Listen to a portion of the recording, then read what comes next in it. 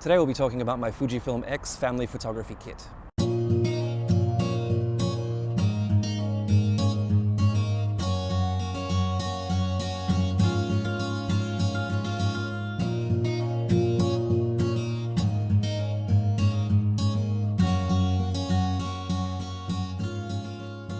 Welcome back to the channel, everyone, and welcome back to another gear short.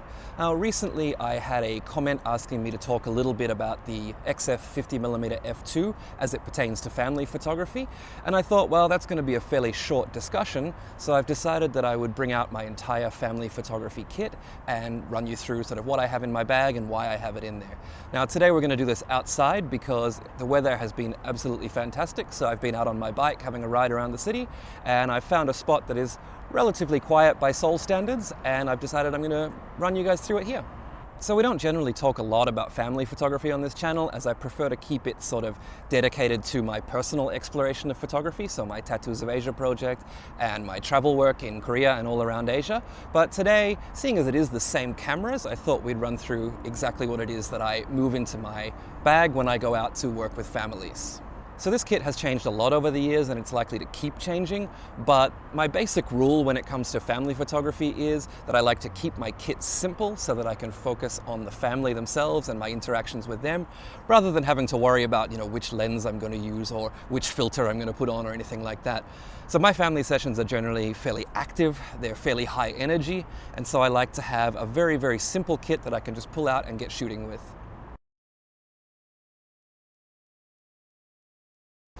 So let's take a look at the bag itself. Now, this is the bag that I use for all of my family sessions. I actually bought this a few years back specifically for a wedding, because it has these nice sort of Velcro silencers on here, so you can actually flip those down during a wedding and then you can open it with no noise. So this is the Think Tank Retrospective 6, and I actually ended up falling in love with this bag pretty quickly because it's rather shallow for a shoulder bag. Now, a lot of shoulder bags are designed for, larger lenses, 70 to 200, that type of thing. They're designed for full frame kits or to put, a laptop in or something like that. But this one is pretty much the perfect size for Fujifilm's primes. And so it's sort of become my bag of choice when I don't need to take anything other than cameras and lenses. Now, unfortunately, Think Tank Photo doesn't actually make this bag anymore.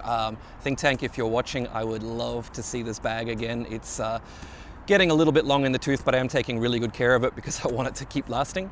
But if you do happen to have this on the radar, I would love to see it come out again. Okay, so let's actually get on to what's in the bag, as I'm sure that's what you guys are here for. We'll start with the camera bodies. I use an X-T4 as my primary body and an X-T3 as my backup. Now, I used to go with two X-T3s, but since the X-T4 was released and it had IBIS, I decided to go for that because, as I said, my family sessions are pretty active, and that little bit of extra peace of mind knowing that I'll be able to get sharp images was worth the upgrade to the X-T4. Now, I've owned the X-T1, the X-T2, the X-T3, and now the X-T4, and to be honest, this is the only X-T body that has disappointed me in any way so far, and that is because of this guy.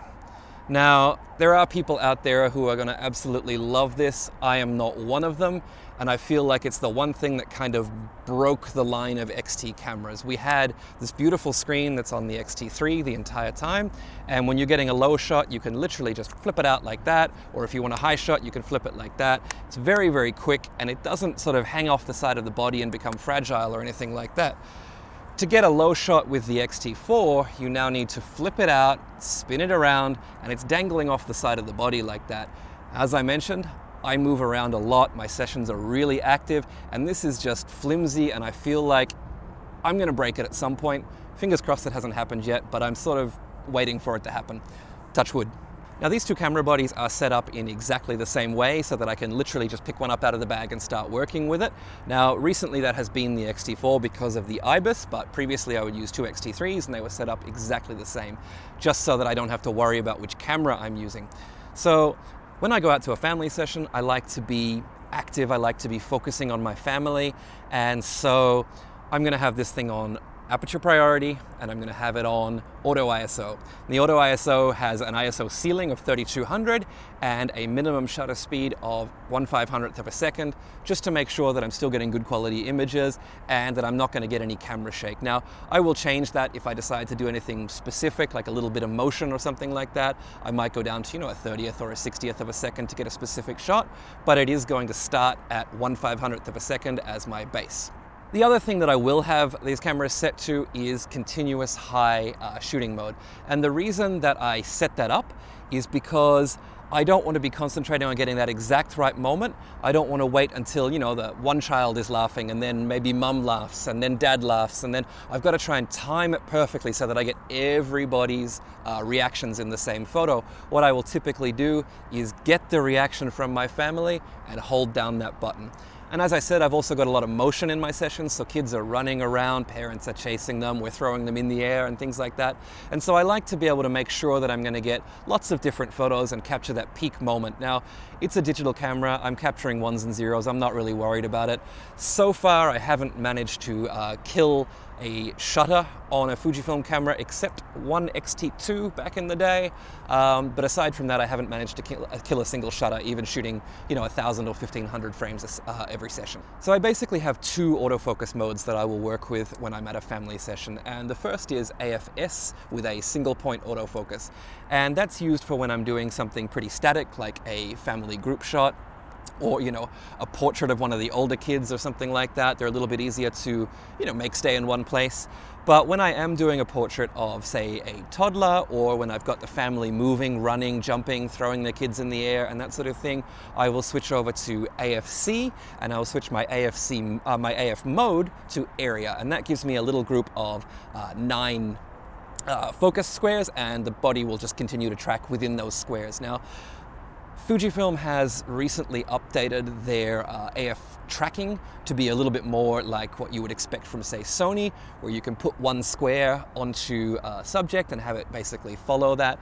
I found that to be a little less tenacious and a little less predictable than just using the AF area mode, and so I just use AF zone, so I just use that to track my families, because I already know what my composition is going to be and roughly where my family is going to be, so I can just put the square that I want to focus right there, and it will just continue to track that area of my frame. The other thing that I like to have set up on my bodies is a whole lot of custom function buttons, and with my family sessions I will typically only use 2 of those. Down on the bottom arrow of the D-pad here I have face detect set up. Fujifilm's face detect has improved a lot over the years, but it still does tend to find a face in, say, a tree or a building, and so I only really turn it on when I'm doing a close-up portrait and I know that I need critical focus on those eyes. Otherwise, I switch it off. And I do that quite frequently, so I'm going to have it on a custom function button so I can turn it on and off really quickly. The other button that I use is to, as I mentioned before, switching between single point and zone with my AF mode. I have that assigned to the right button here, so I can really quickly switch that. One thing I really wish that Fujifilm would include in these bodies is to be able to save the AF mode with the focus that you've selected here. So if you've got single point AFS and then you've got zone focusing with your AFC, if you could switch that and it would switch both of those functions for you, would make it so much quicker. Now, with my old Nikon bodies, this was the case and I really, really loved it, and it's one of those things that I miss when I'm shooting Fujifilm. So the final thing maybe about these bodies is that I'm using dual memory cards in here, and they are set to backup. I do not want to lose a single file when I'm working for a client.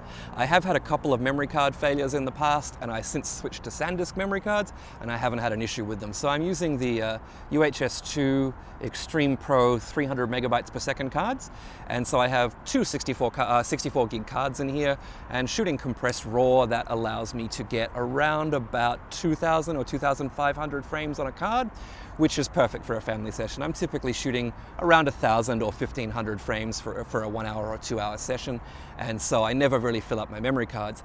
And the other thing about shooting that many, and a lot of people talk about this on the internet, is battery life. Now, with the X-T4 you have this new battery, and as yet I haven't run a battery on the X-T4 down in any session that I've done, be it full day corporate events, be it a family session, be it a couple session. I haven't yet drained one. On my family sessions, I'll shoot 1,000, maybe 1,500 frames, and I will get it down to about 70%, maybe 60 if I've been looking at the screen a little bit, but I've still got plenty more juice to keep shooting. And the same applies for the X-T4. At a family session, I'm shooting on continuous high, I'm not chimping, and so I'm even shooting that and I do 1,000 frames on that camera, I'm only going to be down to 30 or 40% on the battery. So having said that, I still keep a little pouch in the front here with one spare battery for each camera, just in case, you know, maybe I forgot to fully charge the battery in the camera, although I do check that. Sometimes it does happen. You might walk out the door in a rush and forget to charge the battery. So I always have a fully charged one in there as well. So onto the lenses. I typically take 3 lenses with me to a family session, and that will be a 23mm, a 35mm, and a 50mm. Occasionally I'll switch that 50 out for the 56 if I've got a specific shallow depth of field image that I want, or if I know that I'm going to be shooting in a location where it might be more useful to have a slightly tighter field of view. But typically I will just take 23mm 1.4, 35mm 1.4, and the 50mm f2. Now, I used to have all of the f2 primes back when I was shooting with the X-T2s, because to be honest with you, the focus was fine in single AFS and single point. It wasn't great for continuous autofocus, so it wasn't really good at tracking, you know, fast moving kids and things like that. So I did have the f2 primes at that point, but once the X-T3 was released, that's no longer been an issue for me, and I can track kids at full speed in my sessions. Absolutely no problems with the f1.4 primes, which is great because I feel like they have a different quality to them. I really like the images that come out of them. So first up, the 23mm f1.4. Now the role that this plays in my family photography kit is, firstly, it's for my up close and personal work with the kids when I'm doing some candid stuff, and secondly, it is for taking those family group shots when I have families walking along and swinging their kids and all of that sort of thing. Now the reason I use it for the up close and personal stuff is because you're able to get a really good intimate feel with getting really, really close with this lens. And so you can get close and still get 2 or 3 people in the frame, but you get that physical proximity that sort of translates into the photos and gives you this really nice kind of intimate personal feel to the images. The reason that I use it for the walking shots is basically to give myself a little bit more wiggle room, a little bit more latitude. Now, for any of you who have, you know, done a walking family shot and you've walked backwards and had the family walk with you, you can get a little sloppy with your composition, so having that extra width there is really, really useful. If you're shooting with something like a 50mm, every little movement that you make with this lens, every tiny little movement like that is going to basically make huge changes in your composition. And so you might cut off feet, you might cut off an arm, something like that. With this lens, I can get pretty close to the family, still have them quite large in the frame, but still have a lot of room around them. And if I happen to get it off kilter a little bit, or, you know, my crop's a little bit wonky, I can always fix that later on when I go to do the post-processing. So with this lens and the next lens I'm going to be talking about, the 35mm f1.4, there are flame wars, shall we say, on the internet about its slow and noisy autofocus. Now, as I mentioned, since the X-T3, I haven't really had any problems with, you know, tracking moving subjects and things. I don't shoot any video, so it's not really an issue that I have a little bit of pulsing here and there. It's all stills. So for me, that hasn't really been a problem. When it comes to the sound of the autofocus, honestly, I don't think I've ever shot in a place that's quiet enough for me to hear it, or for my subjects to hear it when I'm shooting, say, outdoors at a family session or at a wedding or something like that. Now, if you're on a film set or if you're at a super quiet wedding or something like that, people next to you are likely to hear it. You know, anyone within a couple of meters radius of you is likely to hear it. And it could be annoying in those cases, but for me, it really hasn't been an issue. So let's move on to the 35. So this little gem is my most used lens when it comes to family photography. It's a great balance between that up close and personal of the 23mm and then that sort of slightly stepped back telephoto feel of the 50mm. It allows me to get in close, even when there's 2 or 3 people in the frame, get in close enough that we can talk quietly to each other and I don't have to scream at people as I'm photographing them. But it also allows me to cut out some of the background, so it's a little bit tighter field of view. And so if the 23 is getting in too much clutter, clutter or if there's other people around or anything like that, I can switch to this very quickly and still be able to, get my family a little bit of background, but cut some of the sides out.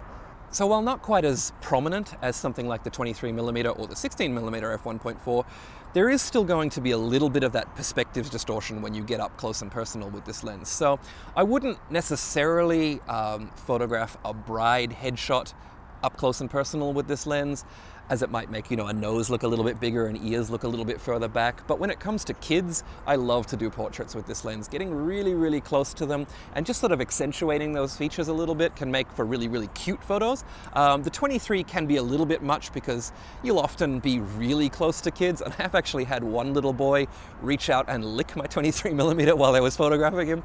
So getting that little bit further away with the 35 just gives you a little bit more space. You're not frightening a small child, but you can still get a really cute shot with it. The other thing that I like to shoot with this lens is detail. So if we get like a nice quiet moment where, parents are holding hands with their kids, warming them up in the cold weather or something like that, I'm gonna get very, very close, open this thing all the way up to f1.4 and get that kind of dreamy feel that it gives, and just make a few nice close-ups. It's great for things like eyelashes and stuff like that as well. So this is my go-to for pretty much most of my session.